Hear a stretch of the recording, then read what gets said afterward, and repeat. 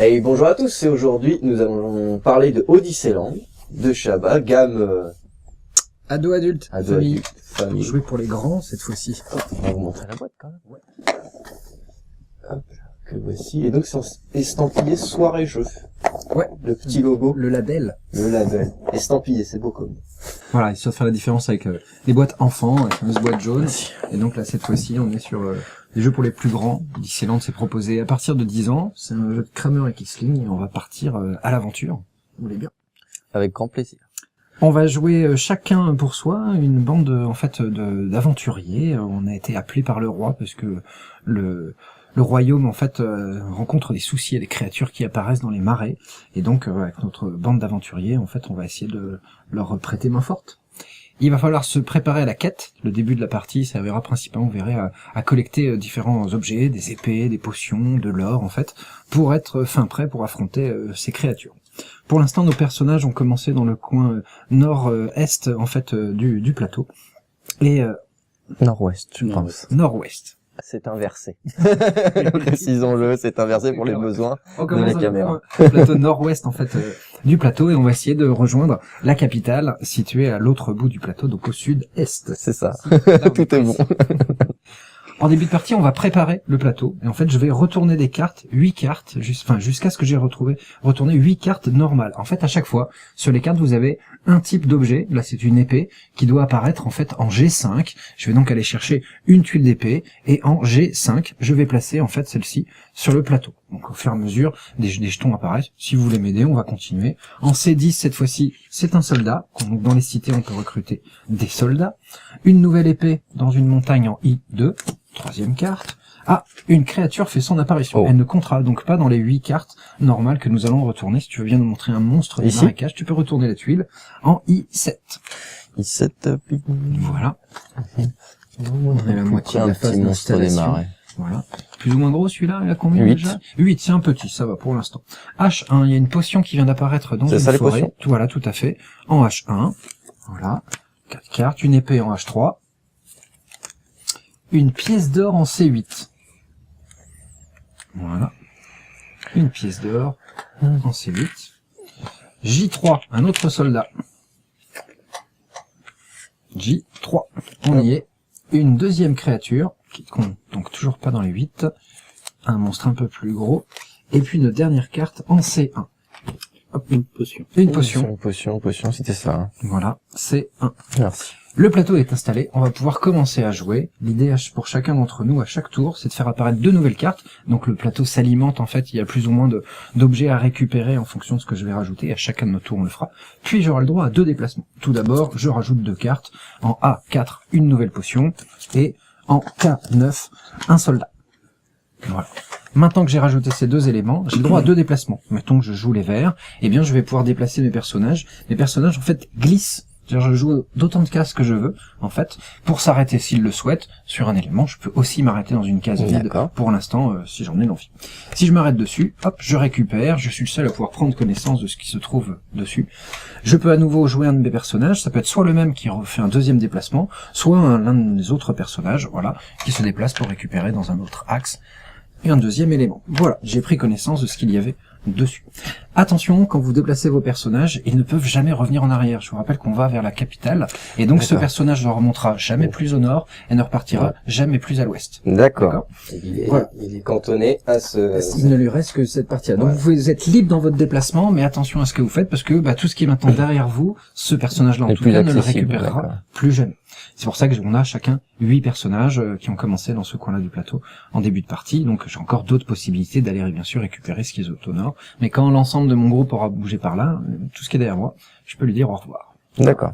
On va donc collecter des épées, des potions et de l'or, recruter des soldats. Les soldats, en fait, quand vous les recrutez, c'est que lors de votre déplacement, si vous allez sur une case avec un soldat, désormais, ils forment un groupe. C'est indivisible, vous ne les perdrez pas, les autres peuvent pas vous les piquer. Sur chaque case, de toute manière, il ne peut y avoir qu'un seul pion ou groupe de pions, c'est-à-dire un de ma couleur et un certain nombre de soldats. Je remets un pion en place pour l'instant. Pendant la partie, vous allez donc vous préparer, comme je disais tout à l'heure, récupérer un maximum en fait de ces accessoires de quête, et vous allez sûrement pouvoir affronter une créature à un moment donné. Il y a deux types de problèmes dans le jeu. L'esprit de la rivière. Alors celui-ci, en fait, à chaque fois qu'une pépite fait son apparition, il se déplace. Plus tard, si une carte devait être révélée avec une autre pépite, il irait à nouveau à sa rencontre. Attention, si vous êtes sur son chemin, tout groupe de créatures serait détruit par l'esprit de la rivière. Il ne sort pas du livre de la rivière, mais c'est son secteur à lui. Ici, c'est lui qui fait la loi. Vous serez immédiatement détruit. Je vous rappelle qu'il vous reste d'autres personnages, mais ce groupe serait alors détruit et écarté du jeu. Voilà pour le premier problème. Le deuxième, c'est les fameuses tuiles de monstres qui vont apparaître dans les marécages. Un petit peu de marécage au début de la carte, puisqu'on se déplace par là. Un grand nombre de marécages qui tout à l'heure seront sur notre chemin. De toute manière, vous allez rencontrer ces créatures à un moment donné. Affronter ces créatures, en fait, et bien pour ça, vous allez essayer de cumuler une force supérieure ou égale à la valeur qui est indiquée dessus. Là, j'ai un monstre d'une force de 10. Dans le paquet de cartes, dans le paquet de tuiles, ça doit monter jusqu'à 16. Mon personnage vaut 1. D'accord. Tous les soldats qui l'accompagnent valent 1. Voilà. Chaque tuile d'épée que je serai amené à défausser, en fait, va me permettre de rajouter un lancer de dés, donc rajouter une valeur de 1 à 6 à ma force de combat. Plus j'ai amené de soldats, plus j'ai une force fixe, en fait, et garantie. En fait, là, je sais que je peux m'en jeter au moins 1, peut-être 6, au mieux. Donc pour chaque épée, je peux en dépenser 3. Donc au meilleur des cas, je peux lancer 3 dés pour améliorer le résultat et déterminer la force de mon groupe d'aventuriers. D'accord.